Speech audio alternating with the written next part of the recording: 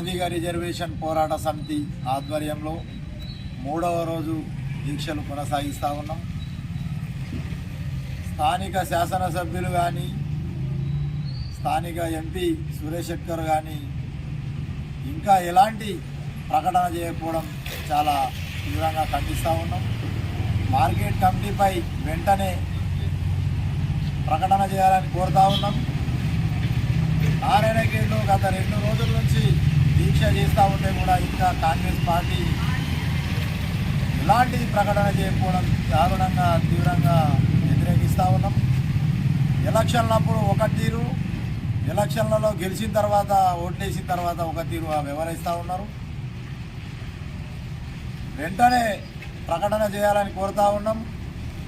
చర్యలు తీసుకోకపోతే రానున్న స్థానిక సంస్థ సర్పంచ్ కానీ ఎంపీటీసీ కానీ జడ్పీటీసీ ఎలక్షన్లో ఖచ్చితంగా మేము దీని మీద పోరాటం కొనసాగిస్తామని తెలియజేస్తున్నాం.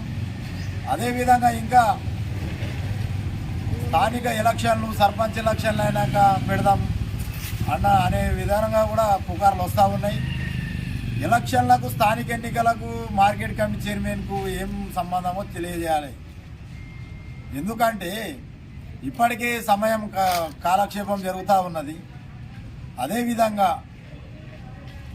పీరియడ్ ఇప్పుడు మొన్న పత్తి కానీ మరియు పంటలు కూడా అమ్ముకోవడం జరిగింది. ఇప్పుడు మళ్ళీ కొత్త పంటలు వస్తూ ఉన్నాయి. మరి మార్కెట్ కమిటీ చైర్మన్ లేకుండా ఎట్లా చేస్తూ ఉన్నారో దీనికి సమాధానం చెప్పాలి.